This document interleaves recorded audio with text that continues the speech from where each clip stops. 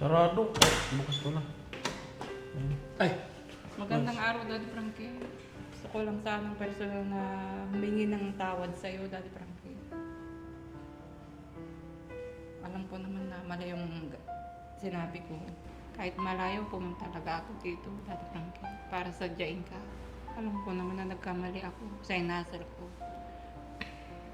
Patawarin mo na ako. Tuloy mo na yung bahay ng kapatid ko, Daddy Frankie. Parang awa mo na lang sa kanya. Kahit hindi mo na ako tulungan, yung kapatid ko na lang. Tuloy mo na yung bahay ng kuya ko, Daddy Frankie. nagbabasa ka ba sa comment section? Oo, Daddy Frankie. Oo. Dami nga galit sa akin, Daddy Oh, Frankie. anong sasabihin mo sa kanila? Gusto kong humingi ng tawad sa mga sumusubaybay sa'yo, sa mga followers mo. Anong sinabi niya ngayong hindi na nagpunta mga Nagtataka siya, Daddy Frankie. karpintero? At hindi dumating yung mga taong gumagawa, sabi mo. Patawarin mo na ako. Kung gusto mo, lumuhod pa ako sa'yo. Ay, hindi ako Diyos, hindi ako santo, hindi ako niluluhod. Patawarin mo lang ako, Daddy Frankie. Tuloy mo lang yung bahay ng kuya ko. Magbabago ako. Hindi ko na ulitin yung nagginawa ko. Daddy Frankie, ngayon ay tumulong, kaagapay mo.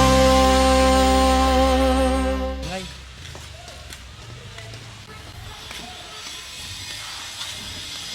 Kasi, kaya ganito dito. Palabas-labas to.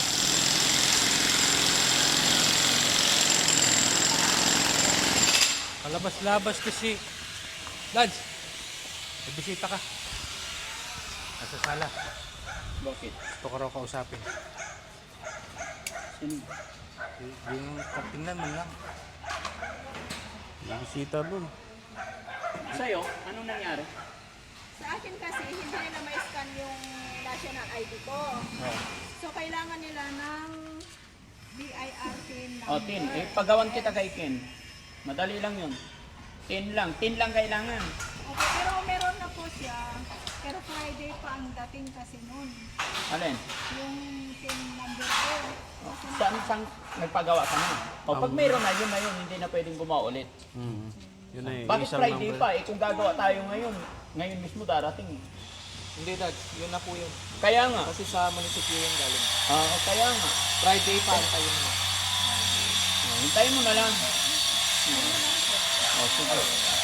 Tara, sino ba yun? Tayo sa sala. Ha?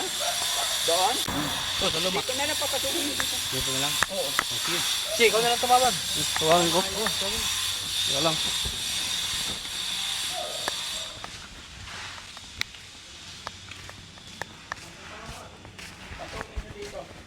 Sino ba yun? Basta kilala mo yun.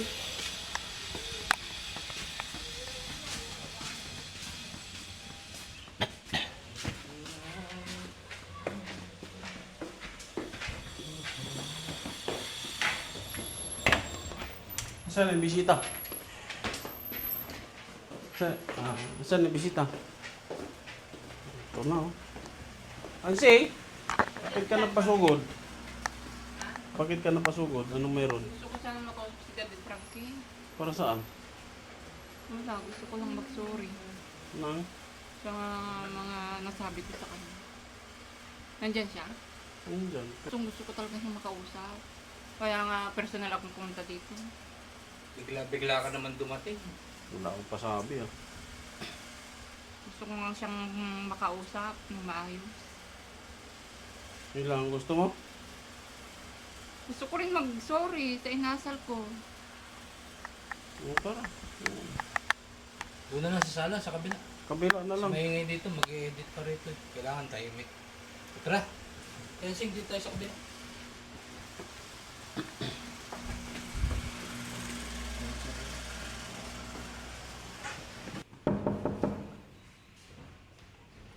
Sarado. Bukas ko na. Ay, Magandang araw, Daddy Frankie. bakit? Gusto sana kitang makausap. Kaya pumunta ako dito. Gusto ko sanang mag-sorry sa'yo. tungkol sa inaasar ko nung nandun ka sa amin.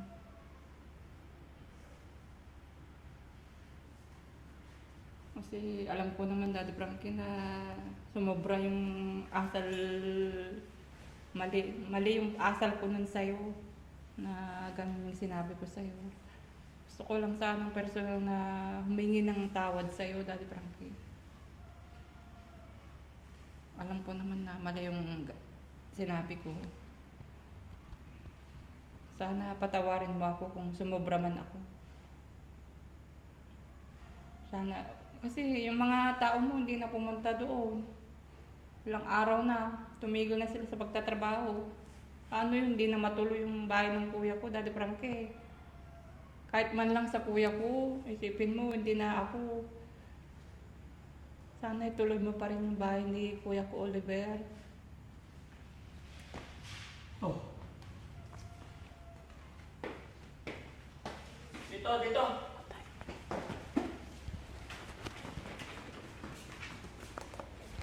Upo ka dyan. Ito ka, Jesse. Nakaupo doon. Doon. Patawarin mo ako, Daddy Frankie, sa inasal ko nung nakaraan. Parang awa mo na, ituloy mo yung bahay ng kuya ko, Daddy Frankie. Kasi wala siyang titirhan kung hindi mo itutuloy yun. Sayang naman yung naumpisang mo na. Sayang yung mga materialis, titigas lang yung mga semento. Yung mga hollow block doon, baka mabitak-bitak lang. Hindi naman masasayang yun kung talagang di pull out ko, ilipat ko na lang sa ibang bahay. Hindi, huwag naman sanang gano'n, Daddy Frankie. Tapusin mo na, parang awa mo na. Para na lang sa kapatid ko.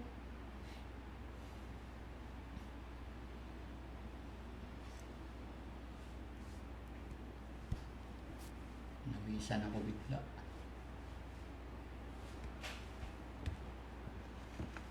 Bigla kang sumugod na. Gulat kami sa'yo. Kasi gusto ko ng personal na makausap si Daddy Frankie. Kahit malayo, pumunta talaga ako dito, Daddy Frankie, para sadyain ka. Alam mo kasi, Ate Ansi,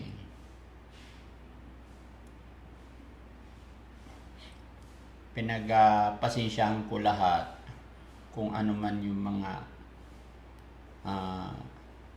sinabi ko, yung minsan hingi ka or what, napagpapasensyahan ko yun, naiintindihan ko yung hirap ng buhay. Pero ang hindi ko lang talaga matanggap doon, yung pinagsasabihan lang naman kita na mali yung ginawa mo, na kukuha ka, na hindi nagpapaalam sa akin, tapos ako pa ang palalabasin mong masama. Yun ang hindi maganda para sa akin. Alam ko naman yung Daddy Frankie, kaya nga personal na akong pumunta dito para makahingi ng tawad sa'yo. Alam ko naman na nagkamali ako sa inasal ko. Napatawarin mo na ako. Tuloy mo na yung bahay ng kapatid ko, Daddy Frankie. Parang awa mo na lang sa kanya. Kahit hindi mo na ako tulungan, yung kapatid ko na lang. Kasi alam ko naman nagkamali ako. Saka sayang din kasi yung bahay kung di mo itutuloy. Marami ka nang naumpisan doon. Alam mo na yan, Sing, hindi ako manghihinayang sa isang bagay. Kung magkakaroon lang din naman ng hindi maganda, mas maganda na yung ganun na lang. Kaysa naman manghihinayang ako, pero magkakaroon naman ng usapin, hindi matapos yung usapin. Di ba? Oo, naintindihan ko naman yun, Daddy Frankie. Pero paano pag walang bahay si kuya ko? Saan siya titira? Hirap na hirap nga kami sa bahay, siksikan kami sa isang kwarto. Sige na, ituloy mo na, Daddy Frankie, yung bahay niya, pakiusap lang. Parang makalipat na siya doon. Maging komportable din siya. Kasi yung bahay namin, nahihirapan siya doon. Masikip din kasi sa bahay namin, Daddy Frankie.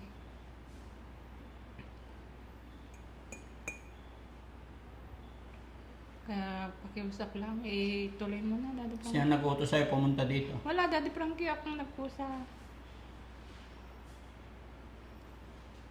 Kahit mga marami akong trabaho, talagang pumunta talaga ako dito. Sabi ko, saka na lang yung trabaho ko.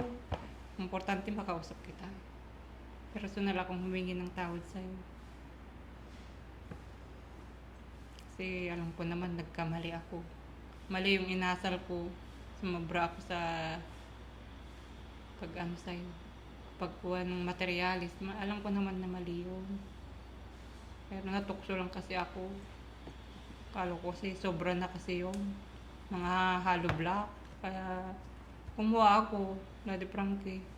Pero hindi naman lahat yun kinuha ko doon. May dati nang binili ako doon. Hindi naman lahat yung kinuha ko doon sa mga sobra. May binili akong konti kasi nga ipapagawa ko sana yung kusina ko. Papataas ko kasi masyadong mababa. Tapos yung tumutulo pa. Kaya kumuha ako ng ilang pirasong mga hollow block doon sa'yo. Hindi ko naman iniisip na ganun yung mangyayari na magagalit ka. Alangan namang hindi ako magagalit, Ate Ansing. Yung ginawa mo hindi maganda. Alam mo ba, pag nanakaw po iyon. Yung kukuha ka ng isang bagay na hindi mo ipinaalam sa may-ari, pag nanakaw yun. Kesyo 1 piraso, 5 piraso, malaki, maliit, basta kinuha mo, kasalanan pa rin sa Panginoon yun. Oo nga po, Daddy Frankie. Patawarin mo na ako. Pagpasensyahan mo na ako. Hindi ko na uulitin. Alam mo, Ate Hansing, kung hollow blocks lang problema mo, di ba nung nagsisimula pa lang tayo unang parating, sabi ko sa'yo, suportahan mo lang kami, patapusin mo lang. Maliit lang na problema yun sa'yo. Alam mo na, unawaan kita eh. Iniintindi lagi kita dahil nakikita ko yung hirap ng buhay ninyo. Pero syempre, para hindi pangit sa mata ng mga tao,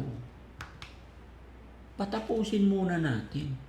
Pag natapos yung bahay ng kapatid mo rin naman yun eh. Hindi na ako kukuha, Daddy Frankie. Suportahan mo lang kami.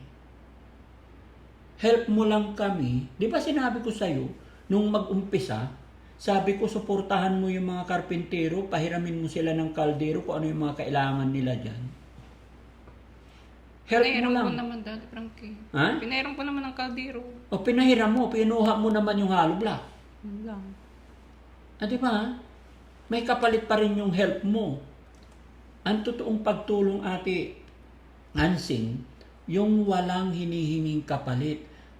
Maniwala ka sa akin, pag ginawa mo yun, tumulong ka sa kapwa mo na walang inihintay na kapalit, hindi ka naniningil or what, kusang ibinigay mo sa tao, kahit sino, kahit kilala mo, asahan mo, mas malaki ang balik. Doble-doble pa ang balik. Si God mismo ang magbabalik ng mga bagay-bagay. Hindi porkit tinutulungan mo, kaya pala malakas ang loob mong kumuha ng hollow block kasi tinutulungan mo yung mga karpintero doon. Parang sinusuhulan mo. Hindi naman, Daddy Frankie. Kumuha lang ng ilang pirasong mga hollow block. Akala ko kasi sobra na yun. Hindi, anong akala mo hindi sobra? Kita mong construction pa, under construction pa. In-stop lang yung trabaho kasi nga nag-uusap pa kay Kuya JJ. Paano mo nasabing lahat yon? Saan mo binili yung iba? Paano mo sinabing binili mo na sa iba yon?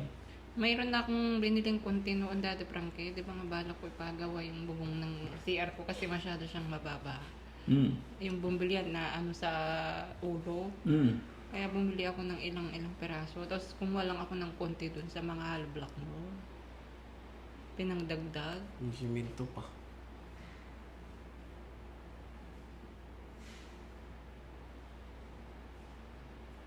Gano'n, Daddy Frankie. Parang awa mo na. Tuloy mo na yung bahay ng kapatid ko. Tawarin mo na ako. Diba? Ang laking ano. Kasi sabi ko sa'yo, sinabi ko na sa'yo, natatandaan mo ba? Tapusin lang muna natin yung bahay. Kung ano man yung mga matitira dyan, maliit na bagay, baka marami pang, baka may tutulong pa sa'yo eh. Ipakita mo lang yung sincere mo, yung totoong pagmamahal, suporta sa kapatid mo. Marami pang magbibigay sa'yo kung hollow blocks lang. Ate Ansing, pasensya ka na ha. Pasensya ka na rin, Daddy Frankie. Pasensya, makinig ka muna. Pasensya ka na. Ayaw ko talaga ng ganong ugali. Gusto ko yung maayos ang samahan. Oo, Daddy Frankie.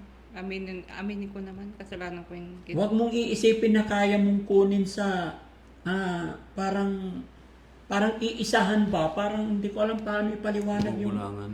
Oo. Huwag mo iisipin parang gugulangan mo si Daddy Frankie. Ano lang Ate Ansing? Pinagbibigyan lang kita. Huwag mo naman sigurong iisipin na hindi marunong mag-isip si Daddy Frankie. Ito lang tandaan mo. Kung ano man nakikita mo sa akin, kung mahina mag-isip siguro ha, kung mahina mag-isip si Daddy Frankie, ay hindi naman siguro magkakaroon kung ano man ang meron ako ngayon kung mahina ang isip ko. Kumbaga may mga bagay-bagay lang talaga na pinagbibigyan lang, pinapaubaya ko na lang kasi maliit na bagay. Pero ang pinakaayaw ko yung pagnanakaw, tapos sasabihin mo pa na ako'y ngawa-ngawa. Oo, Daddy Frankie. Narinig mo ba kami mag-usap ng mga kasamahan ko na ganong bitawan salita? Hindi. Oo, patawarin mo na ako. Kung gusto mo, lumuhod pa ako sa'yo. Ay hindi ako Diyos, hindi ako santo, hindi ako niluluhod. Patawarin mo lang ako, Daddy Frankie. Tuloy mo lang yung bahay ng kuya ko. Magbabago ako. Hindi ko na ulitin yung nagginawa ko. Di ba? Dapat natin sing makontento ka, hintayin mo lang kung ano yung kusang ibibigay sa'yo. Di ba? Ang dami na rin na ibigay sa'yo. Di ba? Sipin mo, blessed ka na po. Very blessed ka na. Kasi tignan mo, nung wala pa kami, hindi pa namin na-discover si Kuya Oliver. Sabi mo, butas-butas yung bubong mo. Third hand, hindi pa second hand, tumutulo-tulo. Pero nung unang punta ko, nakita ko, naawa ako sa iyo, Ate Ansing, sa totoo lang. Oo, Daddy Frankie. Pero very blessed na tayo. Dapat, be thankful tayo. Huwag tayong, ano tawag dito, ungrateful. Huwag. Be thankful tayo sa mga darating at dumarating. Huwag tayong maghangad ng sobra. Oo, Daddy Frankie. Pagpasensyahan mo na ako.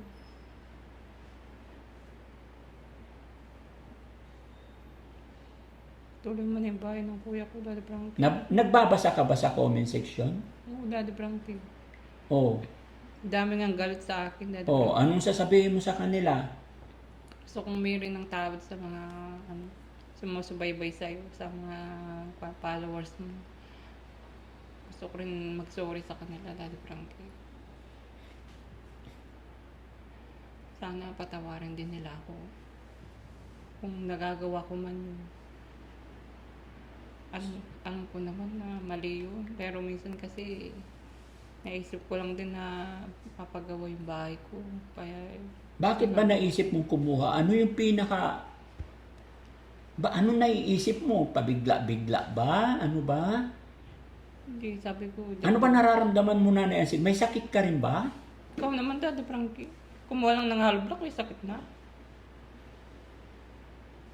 Ate Ansing, hindi naman kasi normal yung pagkuha ng mga bagay-bagay na hindi sa'yo eh. Yung kala ko kasi okay lang yun na sobra na yung mga materialis na nandun. Kaya naisip ko kumuha ng ilang peraso lang naman. May mapapansin mo pala. Anong hindi mapapansin po siyang galagabundo? Bago pala. Tanggapin ko lahat ng sasabihin mo, Daddy Frankie, kahit masakit. Tuloy mo lang yung bayan ng kapatid ko. Parang awa mo na. Kahit sabihan mo ko ng masasakit, tanggapin ko. Kasi alam ko naman kasalanan ko talaga. Lulukuin ko lahat. Tuloy mo lang yung bahay ng kuya ko. Ganyan ka kaano? Oo, Daddy Frankie. Inaano mo yung sarili mo masyado? Ate Hansing, simple lang. Simple lang maging masaya. Ate Hansing. Ha? Alam mo kung paano? Makontento tayo sa lahat ng bagay. Napakadali. Alam ko na yung sa susunod, Daddy Frankie. Wag nating ipilit yung mga bagay-bagay na hindi pa naaayon. Mapapasama ka talaga. Maging masaya lang tayo bawat araw kung ano yung kaya natin i-provide. Hintayin mong may blessing na darating. Alam mo, napakasarap sa pakiramdam na kusang dumarating ang isang bagay. Oo, Daddy. Diba? Napakasarap ngumiti sa mga tao na wala silang iniisip na ginawa kang hindi maganda. Kaysa naman nagkaroon ka ng isang bagay pero sa puso mo, sa isip mo, alam mo may ginawa kang hindi maganda. Suportahan mo lang kami doon, suportahan mo lang si Kuya Oliver bilang kapatid, bilang kami na nagmalasakit, kaibigan mo. Matatagal na tayong nagkakilala, hindi lang ilang buwan. Oo, Daddy. Suportahan mo lang kami, in return, mas maraming blessing darating. At mas masarap lasapin yung mga blessing na dumarating, na kusang dumarating. Oo, Daddy Frankie. Sana, Nanay Asing, matuto ka na magmula ngayon sa nangyayari sa atin, sa nangyayari sa'yo. Kasi hindi lahat ng panahon makukuha sa sorry. Oo, Daddy Frankie. Magtatanda na ako. Honestly, Nanay Asing, ilang taon ka na? Sorry, ilang taon ka na? 41, Daddy Frankie.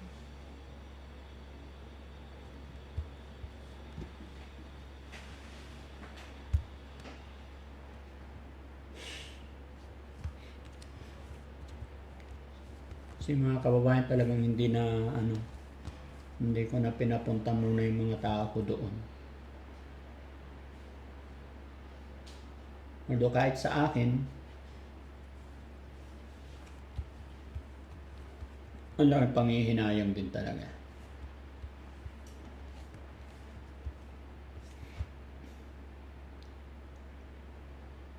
Si Kuya JJ, anong sabi sa'yo? Nagalit nga din, Daddy Frankie. Ba't ka mukuha ka dyan, sabi? Hindi, ano sinabi niya ngayong hindi na nagpunta mga Nagtataka siya, Daddy Frankie. karpintero? Ba't hindi dumating yung mga taong gumagawa, sabi niya. Baka pinatigil na, pinagbawalan na ni Daddy Frankie, sabi ko naman. Si Kuya Oliver, kumusta siya? Maayos naman, Daddy Frankie. Malapit na naman yung check-up niya. Di ba? Yun ang mga isipin ninyo. Huwag niyong isipin yung ngayon lang, yung pansarili lang. Isipin natin yung tuloy-tuloy mapaayos si Kuya Oliver. Nagsisimula pa lang yung bahay, tapos ganyan na. Kahit sino, Nanay Asing, mababad trip talaga. Oh, Daddy Frankie.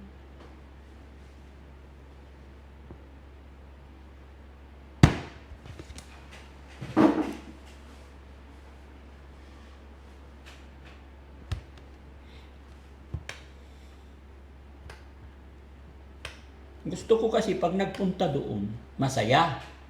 Di ba? Gusto ko pag nagpunta doon, nagluluto, nagmimerienda, kung mayroong pambili. Hindi yung pupunta ako doon, yung may problema. Hindi biro-biro kasi yung gastos, Nanay Ansing. Di ba? Alam mo yan. Alam mo kung gaano kahirap magpatayo. Hindi ko sinusumbat po. Ini-explain ko lang. Kaya talagang, lalo pa, dalawa sabay, pinapagawa. Buti natapos na yung kay Atenida. Tinan mo kay Atenida, oh. Smooth, masaya. Oh, Daddy Frankie. Nagkakaroon lang kami ng konting kulitan ni Atenida, pero very, very big different. Nakita ko nga yung bahay ni Nita, ang ganda, Daddy Frankie. Diba? Kung tutuusin, mas maganda yung bahay ni Kuya Oliver pag natapos. Dahil start to ground zero. Kay Atenida, Diba? May different. Pero kung ganoon, aba,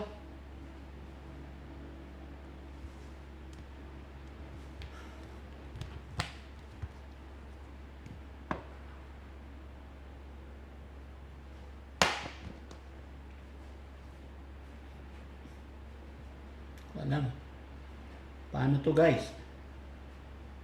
Mga kababayan. Pagbigyan ba natin si Nanay Ansing?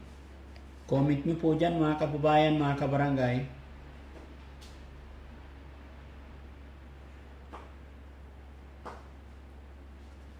Kaso pagbabalik na, may mga trabaho na yung mga gumagawa doon. Kaya namang tawagan yan.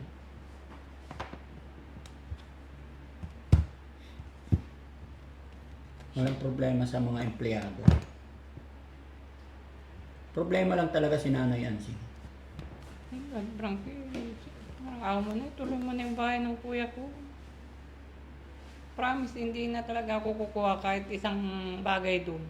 Kahit anong materialis. Sigurado ka? Oo, Daddy Frankie. Tapusin mo lang yung bahay ng kapatid ko. Magtatanda na ako. Iisipin na kita. Hindi na kukuha kahit anong materialis doon. Nanay Ansing, magsabi ka lang ng totoo pag natapos na. Maliit na bagay lang kung hollow blocks lang po.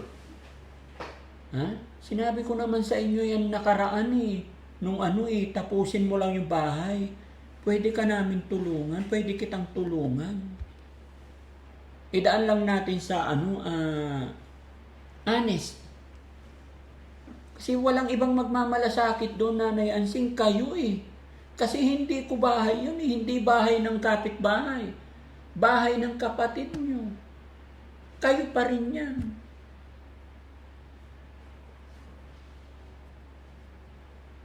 Oo, Daddy Frank, hindi nga ako nakatulog nung hindi dumating yung mga tao mo.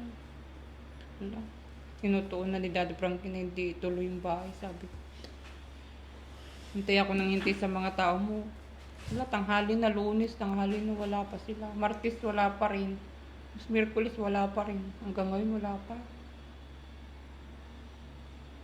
Kaya pumunta na ako dito para magmakaawa sa'yo. Tuloy mo na yung bahay ng kuya ko, Daddy Frankie. Para na lang sa kapatid ko, kahit hindi mo na ako tulungan.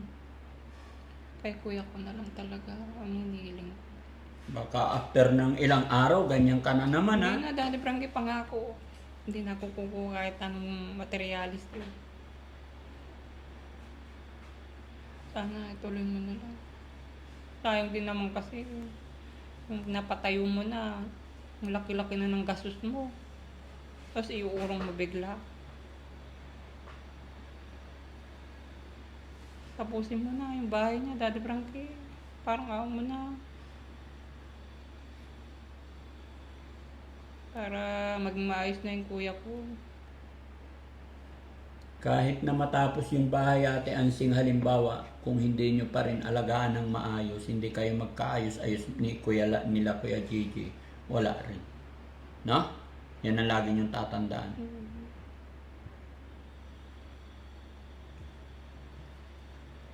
Buti na nandiyan ka, naisip ko. Nag-alala ako nung hindi kayo dumating yung mga tao mo. Sabi ko, nagtampo na si Daddy Frankie. Nagalit na lang tuluyan. Sabi ko, wala nang ibang tutulong sa amin. Kay Kuya ko, Oliver. Hindi ikaw lang ang inaasahan namin. Kaya parang awa mo na, ituloy mo yung bahay.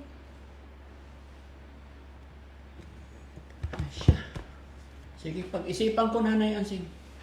Sana maawa ka sa kapatid ko, Daddy Frankie.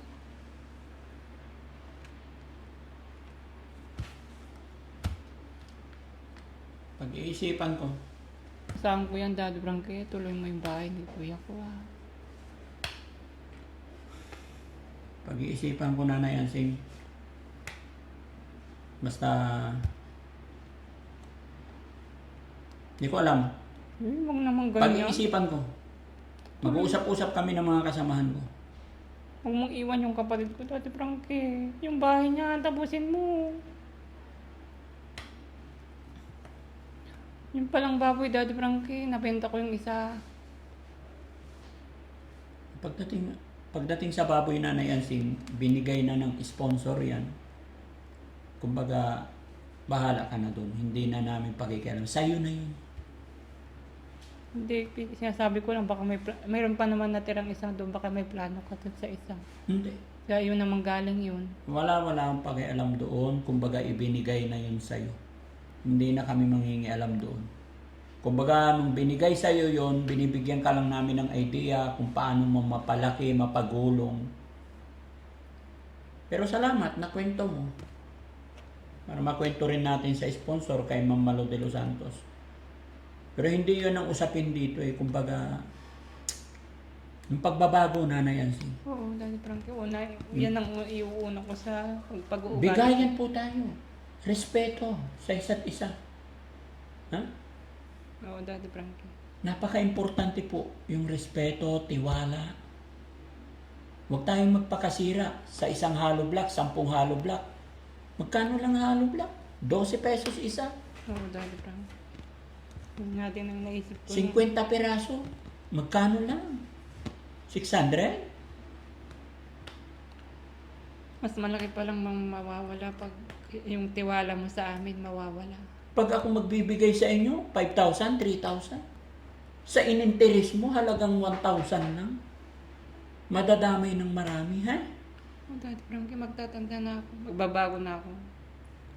Kung Hollow walang blocks? pag-iwan. Ay ano, semento? Magkakano semento? 200.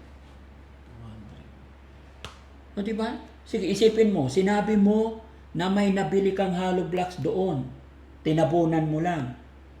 Pero pagdating sa usapin, dahil kumuha ka doon, damay na yun. Tingnan mo nangyari. Diba? Daddy Frankie, mas mahirap pala pag nawala yung tiwala mo sa amin. Sino ba naman kasing taong matutuwa pag ganun? Tinutulungan mo na, tapos magiging problema pa, ako pa magiging kahit sino na yan, hindi lang sa akin, hindi lang ako madidisappoint. Kahit sinong tao ginawan mo ng ganun, aatras talaga yan. Hindi ganun ang usapan namin ng mga kasamahan ko kahit na ano yung mga yan, kahit pagod na kami. Kumbaga may puat, kumbaga may respeto sa isa't isa. Although hindi man kami perfect, nagkakamali ng bitawan, minsan napasobra, pero yung point na mangunguha ng hindi sa kanya, never na nangyayari dito sa team namin. Dito sa bahay, walang ganun. May paalam man yan. Kung halimbawa kung anong kukunin. Oh, Daddy Frankie, hindi na ako ulit. Parang awa mo na. Tuloy mo lang yung bahay ng kapatid ko. Sige. Pag-iisipan ko, Nanay Ansing. Pag-iisipan ko. Titignan ko, mag-uusap-usap Baka hindi mo kami. na ituloy. Daddy Frankie naman, malaki na yung panahon doon. Sayang naman, hindi mo ituloy.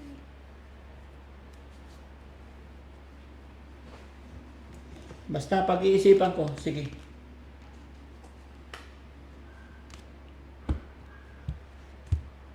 Sige na, okay na. Nung alis na ako, Daddy Frankie, asahan ko yun na. Sana paggawa mo na yung bahay, tuloy mo na. Sige. Okay, kaya siya. Iisip pa lang yung kailangan. So yun, mga kababayan, mga kabarangay, no? Pumunta na dito si Nanay Ansing. Honestly po, sa totoo lang, mahirap din sa kalooban ko. Dahil ang tinitignan ko dyan talaga si Kuya Oliver. So, tulungan niyo po ako mga kababayan. Samahan niyo po ako mag-decide. Sabi nga nila, nobody's perfect. Pero syempre, hindi lang din yung desisyon ko. Titignan ko rin yung desisyon ng nakarami. At higit sa lahat, kukuha rin ako ng opinion sa mga butihing sponsor. Kaya sana help nyo po ako kung ano yung pinaka-the best at maganda nating gawin. Maging ako man mga kababayan, talagang binibigyan ko din ng leksyon si Nanay Ansing. Pero nakaraan pa man nung nagtalo kami, sinabi ko naman na hindi ko sinasara yung pagtulong ko kay Kuya Oliver. Talagang nasaktan lang ako sa bitaw niya ng salita. Kaya pinauwi ko talaga ang mga karpentero.